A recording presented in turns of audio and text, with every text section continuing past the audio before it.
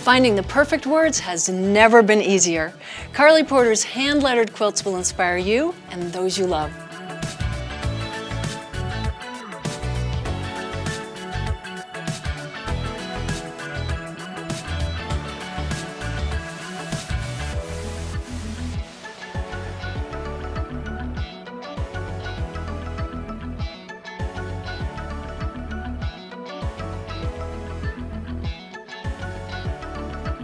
Karlee, we did an episode with you on graffiti quilts. Now you're doing hand-lettered quilts. I think there's a connection there. Isn't graffiti usually lettering? There sure is, yeah. Traditional graffiti is all about a written word, right? So you're not taking too far a step away. No, and I was actually thinking, I've been doing hand lettering for a long time. I don't know why it took me so long to put it onto quilts with graffiti quilting. So this is perfect that they finally are meshing and combining together. That's right. Funny how those things happen. Right, right. So lettering is super interesting in that there's kind of a lot of misconceptions. So a lot of times when I do hand lettered designs, people will say, oh, where did you get that font?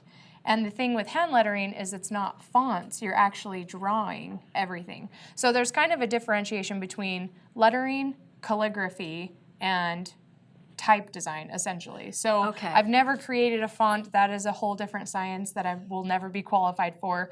And I also don't do calligraphy. Calligraphy is all about perfecting writing, and hand lettering is all about drawing letter forms. So it's about understanding the shapes of letters and drawing them, not looking at them as writing. Okay. So that's what I do, is hand lettering. It's all about drawing letter forms, not perfecting any sort of handwriting style. My actual handwriting is terrible, but my hand lettering is kind of good. Yeah, I'm kind of proud of it. So this is a great reference book for anyone who wants to learn more about hand lettering. It's called In Progress by Jessica Hish. She's like the Oprah of hand lettering.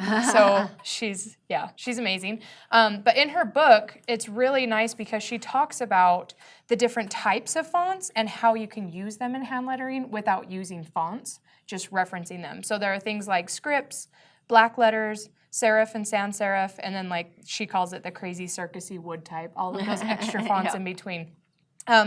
So what I like to do, based on her recommendation, is you start with a phrase that you want to hand letter. You then take basically that phrase and you write out a template. So for instance, her phrase is, the work you do while you procrastinate is probably the work you should be doing for the rest of your life. And I love that. I have this print in my office and I look at it every day. So the first thing that we would do is make a composition with that lettering. And then the next thing would be to actually sketch out each individual word. And you'll notice that all of her lettering, the style is different with every little section of words. That's what makes it so interesting. Right, right. It's not something that you could just type out on a computer. It's all hand-drawn. And then finally, once you have your composition, you can add color, which in my case would be adding thread and quilting it. Yeah. So I wanted to show you a few samples of hand-lettered quilts that I've done in the past. Now this one I did quite a while ago, so obviously you can see the graffiti quilting that I've incorporated. And then I just added a border around the graffiti quilting and then put my quote inside of that border and then finish the graffiti quilting. So this says, strive for progress and not perfection, which this also was very early in my hand lettering days. Yes. So it's interesting, you'll be able to see the progression of how my hand lettering has gotten better. Because this is fine, but check this out. Right. So totally this is a quilt. Different kettle of fish. Right, right. Like it almost could be two different people that made it. Yeah. So this quilt I did actually for a contest to win a trip to a retreat that Jessica was teaching. So that's why I made this. Everyone made a design that says, I am forever bettering my lettering. And I thought, I'm going to make a quilt. No one else is going to make a quilt. I didn't win, but I won having an awesome quilt finished. So you can see how my lettering has gotten a little more unique and a little more polished, right? So, and of course, I always incorporate free motion quilting, graffiti quilting, and a lot of the techniques in graffiti quilting I ended up utilizing in hand lettering. Sure. So that was kind of cool. I also like to dabble in custom printed fabric, as you saw in the last episode. So I took my my logo for my business. Oh. So I actually hand lettered this. I drew it out and then I vectorized it in Illustrator to kind of clean it up. And then I printed it onto fabric and quilted all around it. So my lettering was a lot more polished because instead of trying to quilt it, I was actually printing it. And then quilting around it. In fact, it's kind of funny because before I found this book, there was an exhibit in Houston in, I think, 2010. I had just started quilting, and there was a special exhibit and a call for entries that was called Text on Textile. And I was like, oh, I have to do something for this. So I did a quilt that I spray painted the fabric and then painted with acrylic, so it's like super crispy. But that was kind of the first time I had put lettering on quilts. There was your seed. Yeah, yep. And it hung in the show, which was awesome. So I got to go to the show and stand next to it and take a picture. Oh, so you've had a quilt in Houston Yeah, already. Oh, so good. that was kind of cool. And now looking back, I look at that quilt and it's like, my work has gotten a lot better, which is good to see, but it also makes me cringe because your old work should probably make you cringe a little. So this is some of my newer stuff still. This is another design that I printed onto fabric. It says, "You were created for greatness." And I just used a monofilament thread on top of it and did a fingerprint quilting design. That's what I call it, is fingerprint, because it kind of looks like a fingerprint. It does, it does. So, so it was pretty simple. All the design work went into designing the fabric and then just having it printed and It looks quilting like over you the top. drew it with a Sharpie. Yeah. Yeah. But it's color fast and it won't fade like a Sharpie, which is nice. And I can print this a million times. If I had just drawn it with Sharpie, that would be it. Yep. So here's another one of my favorites. Oh, wow. This says, "You are completely and utterly irreplaceable." So a lot of my hand-lettered quilts, the theme is all kind of tied around uplifting. I feel like there's so much that you can do to uplift others through written word. But because I'm an artist, of course, it has to be pretty, and my handwriting sucks, so I'd rather make a quilt about it. So a lot of my quilts are kind of more uplifting in that way.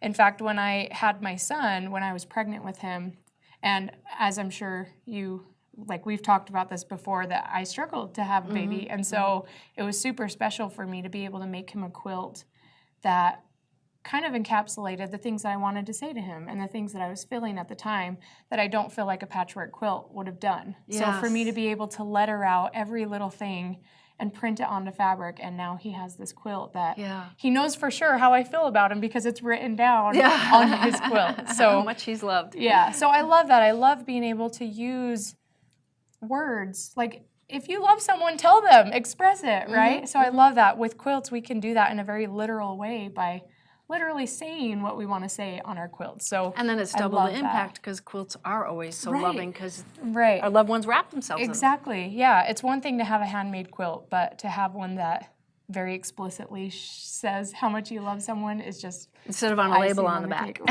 Right, that says, "This took a long time, you're welcome." Right.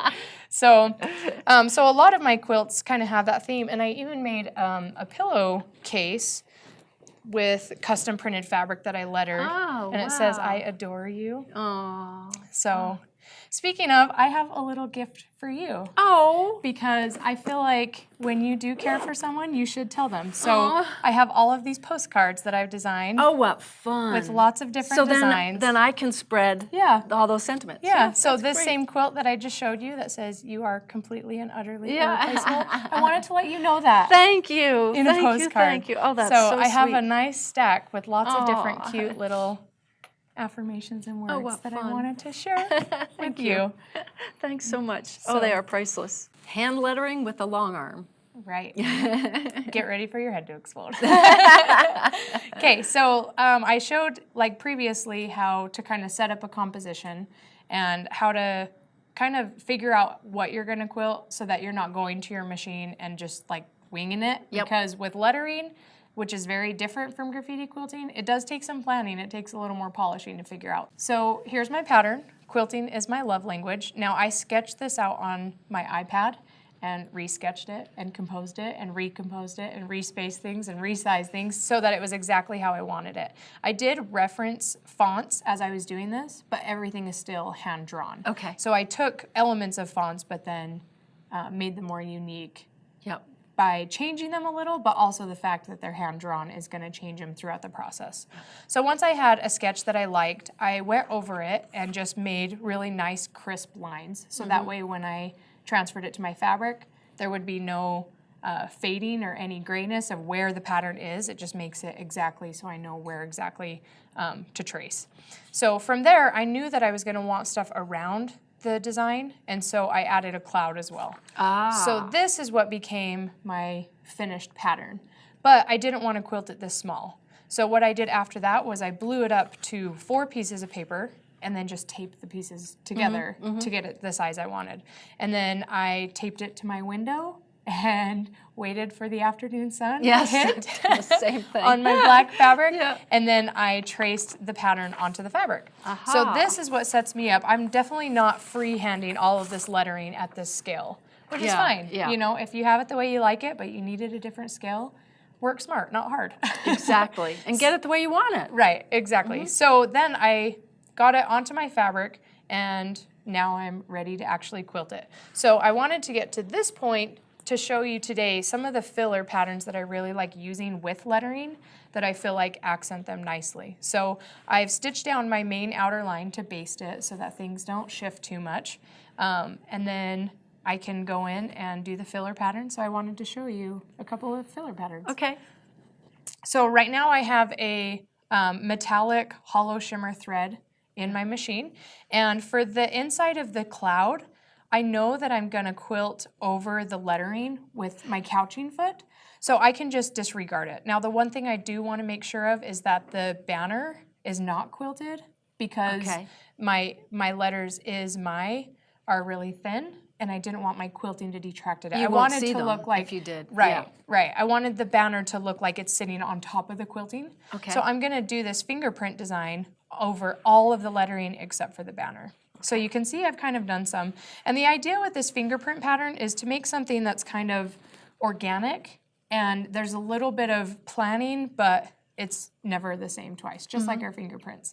So I'm just going to start on an edge, and the idea is that I'm kind of making a very skinny, almost like a worm shape, and then I'm going to echo around that and add worms coming off of it as I go. So I'll show you what that looks like. Yay, quilting worms. Yay. Right. I know. Just what I wanted to do. That's why I call it fingerprints instead of, because they do kind of, if you think of quilting a worm, it makes sense, but then they look like fingerprints. I don't want to quilt worms. Right, yeah, no one's like, oh, put that worm pattern on my quilt.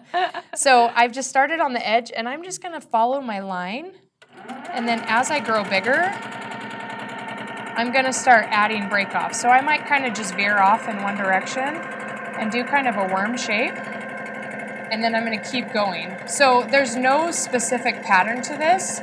The idea is just to fill in the space, and I'm just trying to keep my quilting distance the same distance apart. So I'm kind of just using the foot as my guide. Oh, okay. So my foot should never cross over my existing quilting, and that kind of keeps everything spaced apart. That limits you. Right. And notice that I'm totally just disregarding the drawing of the letters. I know that's going to come it's later. crazy. It's weird. Yeah, it's totally weird. Because usually you would put, like with applique, you would have it down already. Right. Yeah, with this, for now, we're just going to ignore it, and it's going to come later. Well, this way you can quilt your background and then put the letters on top. Right.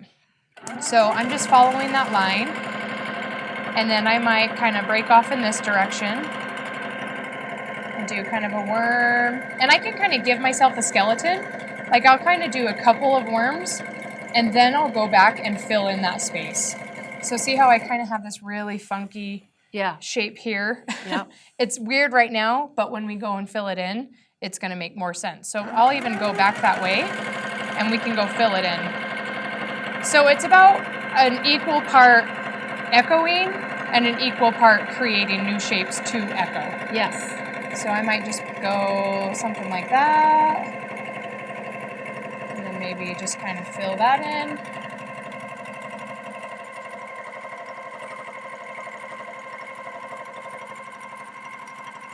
While you're doing that, one question I had was, you use the sit-down machine, but you also use the stand-up machine. Right.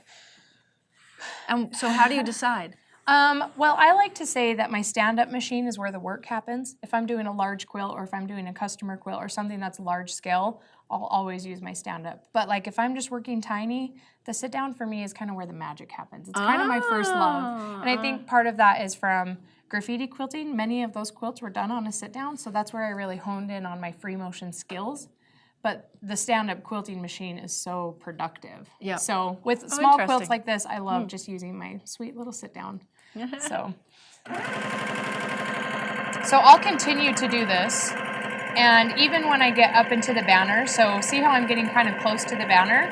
When I get here, I'm just going to stitch right along that edge as if it's behind the banner. Oh, right? So see how I... As if the worms were behind it. Right, yep. So see it how I stopped have at like a it, nice right angle, and I can use this path to travel. So I can kind of go like this, and then maybe jump off again and do a worm. Okay.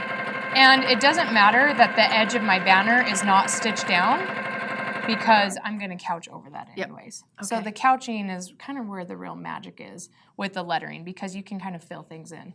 So that's the fingerprint pattern. It's really super fun, and it adds a really nice texture to the background of your lettering. The other filler that I wanted to show you is also one of my favorites. This is kind of a homage to my high school art teacher, because he taught me this. And so I love quilting it, especially because it adds such a cool texture. And these are called contour lines. So let's change out the thread and jump into those. Okay. So this next design is one of my favorites, contour lines. And what I've done on my quilt to prep for it is I have these really nice cloud bumps around the edge of my quilt, and I want those contour lines to look like they're coming out from the center motif. So I've just drawn kind of random organic lines. And what we're going to do is, the first thing that we'll do is stitch down that top bump. So that's going to differentiate that it's a cloud. And then from there, it's going to kind of echo out. And it looks like this. So I'm going to stitch down 3 times. So that first bump, I want it to be nice and dark. So I'm just going to stitch that down 3 times. And I'm using a 40 weight thread. So it's really nice and thick when I overstitch. You can't do that. You can't do that. I know, but I am, and the world didn't explode. Okay, so now from here, we're just going to echo this shape, tucking our points in as far as we can as we go. So I'm going to tuck really far in there and make sure that I hit my previous line, and then I'm using my marking as a guideline of how wide each of those bumps needs to be. So it looks like a contour, like it's making that shape cylindrical, almost like it's standing up. And I'll just fill in that shape nicely until I get to the very edge. And it may not look that cool right now, but when you get a bunch of them in a row together, it really, really adds some cool dimension. They're going to all kind of wiggle together. Right, right. It's going to look like a bunch of kind of sluggish cylinders right next to each other. I guess that wasn't very appealing, but and the red on the black is fantastic. Yeah. Are you going to do all of it red? No. So when I created this pattern, I made exactly 60 cloud bumps around the whole edge. So what we're gonna do is a rainbow, because I love rainbows. I don't know about you, but almost everything has to be in rainbow order for me. I eat my Skittles in rainbow order. You do? I eat my M&Ms in rainbow order. All of my Sharpies are in rainbow order. I'm just a rainbow file. So since there's 60 bumps around the edge of this, I'm gonna pick a 15 color rainbow and repeat it 4 times so that we get a nice cool rainbow effect around the edge. Oh, wow. And when it's done, it's going to blow your mind. I see we have our rainbow, and it starts and goes whoop, and then repeats. We sure do. It's such a beautiful rainbow. Like I said, I love rainbows. Now is the really most fun part of hand-lettered quilting, because we did our background fill that looks great, and now we don't have to worry about it again, and the real magic is in the actual lettering. So the couching feet are where we're going to turn for that magic. So I have this metallic yarn, which is awesome and super addicting. I'm using the 1.5 millimeter couching foot on my machine. So in order to do this technique, you do need the couching feet. And then I've used a white thread in the top just so that it'll blend with my metallic yarn, so that if it does show any thread, it's just going to be white. So the first thing that we're going to do, I left off the E purposefully so that we could fill it in and finish our quilt so that it doesn't say quiltin' is my love language. It'll say quilting is my love language. So I'm just going to find a start point inside of where I'm going to fill in. That way, as we're filling in, we can also tack down our tail, and that way we don't have to bury it or try to tie it off or anything. So I'm inside of my E shape, and I'm just going to pull up my thread, and then I'm going to pull my metallic yarn down through. So I'm just gonna make a lasso like so, and I hold those down and do another stitch, and then I'll pull that right through. Smart, smart, smart. Right. Right. Okay, so now that we have everything set up, I'm going to make sure I have plenty of slack on my yarn. We don't want any slack pulling on the yarn or else it's not going to tack down as well. And then the first thing I'm going to do is just a few stitches to make sure that's tacked. Yep, so this is nice and tight, so I'm just going to chop that off, and then we'll stitch over that. With couching, you'll want to make sure you get a really tight stitch length because the more stitches, the more chance you have of tacking down the yarn. Yes. So I'm gonna, on the skinny part of the letter, I'm just gonna go over it twice, and then the rest is gonna be filled in. So you'll see what it looks like. So I'm going along that letter form around the edge, and I'm gonna do the little inside of the E, and now I'm gonna fill in the rest of that shape. And this is so smooth. It's like butter. It's almost like frosting a cake, or like spreading butter on toast. It goes down so easily. Right. And because it's so thick, it doesn't take a million passes to fill it in like thread. You can do it in, 5 to 6 to fill in that space. And it's coming out so flat. Yeah, it's really, really nice. And the key here is see how I'm just letting it have plenty of slack? And you're letting it do all the work. You're not moving it or anything. Nope, I'm just going back and forth and filling it in. And if you miss a little spot with the black, you can just go back in and fill it later. Especially with this yarn, you can really blend things really nicely. Yes, it's beautiful. And this yarn comes in 16 different colors. Oh, wow. So if you don't like silver and you want gold, you can get gold. Yep, or 14 other choices. Right. You could make a total rainbow with metallic yarn. So there's not even a ton of reason to how I'm filling this in. I'm just making sure that all the black is covered. That's great. And it really didn't take that long. No, not at all. Right? And then we could chop this off, but let's just go ahead and jump and we'll get the G done at the same time so we can finish our hand-lettered quilt. Okay. So same thing, I'm just starting in the middle of the G, and then I'm gonna start going along the edges. If you didn't want metallic, what would you do? What would you choose? That's a hard question because I pretty much always want metallic. But really the idea is to pick any yarn that has a uniform diameter. Okay. So some yarns are like big and then little and big and then little. Nubbly. That doesn't, that doesn't work with the couching feet because the couching foot's hole is a uniform size. Yeah. So you could use like a variegated sock yarn. It's surprising how many different types of yarn you can use. The couching feet really aren't super picky. So really, it's just kind of a matter of trial and error. Just find some yarn that has a uniform diameter and try it out. And if you hate it, then whatever. If you love it, then great. Try it on a scrap. Right, yeah. Definitely try it on a scrap before you try it on an heirloom quilt. So see how I'm just following that marking that I made at the beginning? And then after I do the outside edge, I can just come in and almost like scribble it in. Yeah. Right? I'm not doing many passes to fill it in. I'm just making sure that I have the slack that I need. Now I know that you sell digital patterns on your website. Do you have any patterns for the sayings? I will, actually. So most of them are computerized, but I'm actually, now that I have paper patterns that I use for myself, they're going to be on my website. Yeah. Why not? So go check KarleePorter.com because chances are they're there by the time you're watching this. That's right. Great. Well, thank you so much, Karlee. This You're has welcome.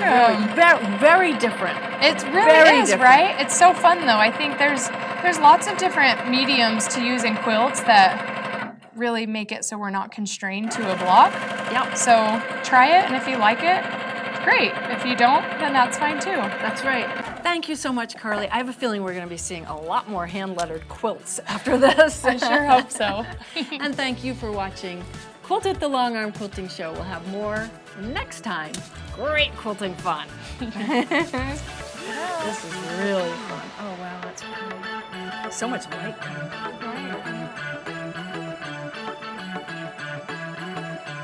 Handy Quilter, designed by a quilter for quilters.